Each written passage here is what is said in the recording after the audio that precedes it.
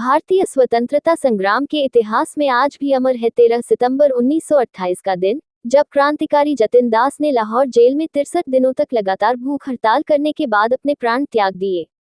नई दिल्ली। क्रांतिकारी जतीन्द्र नाथ दास एक मौलिक कायस्थ परिवार में जन्मे थे और वे कायस्थ कुल के गौरव थे। उनका जन्म 27 अक्टूबर 1904 को कलकत्ता अब कोलकाता में हुआ था। जतिन दास भगत सिंह और उनके साथियों के बेहद करीबी थे। उन्होंने जेल में राजनीतिक कैदियों के साथ हो रहे अमानवीय व्यवहार और ब्रिटिश सरकार की ज्यादतियों के खिलाफ यह ऐतिहासिक भूख हड़ताल की। 63 दिनों तक अन्न और जल का त्याग कर उन्होंने अपने संकल्प की शक्ति दिखाई।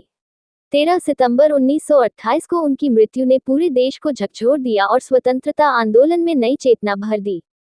उनकी शहादत ने लाखों युवाओं को स्वतंत्रता संग्राम में कूदने की प्रेरणा दी और उन्हें सच्चे अर्थों में क्रांति के अमर शहीदों की श्रेणी में स्थापित कर दिया। जतीन्द्र दास ने 63 दिनों के अनशन के बाद दम तोड़ा था। उस समय उनकी उम्र सिर्फ 25 साल थी। डॉक्टरों ने भी एक पंक्ति में खड़े होकर उनके सम्मान में सिर झुकाया। जेल के अंग्रेज सुपरिटेंडेंट ने उनके सम्मान में अपनी टोपी उतारकर उन्हें सैनिक सैल्यूट किया।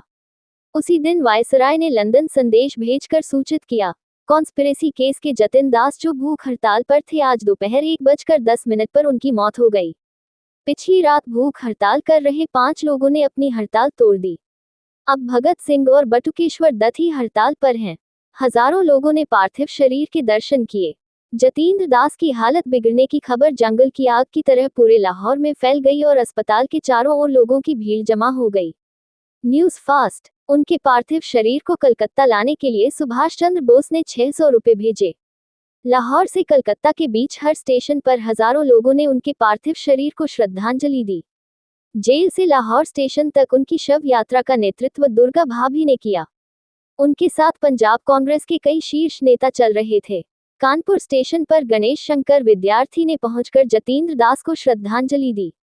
News fast. इलाहाबाद स्टेशन पर कमला नेहरू उनके अंतिम दर्शन के लिए मौजूद थीं। जब उनका पार्थिव शरीर हावड़ा पहुंचा तो सुभाष चंद्र बोस खुद उसे रिसीव करने पहुंचे। हुगली नदी के तट तक उसे पहुंचने में घंटों लग गए। रास्ते भर जतीन्द्र दास के पार्थिव शरीर पर फूल बरसाए जाते रहे।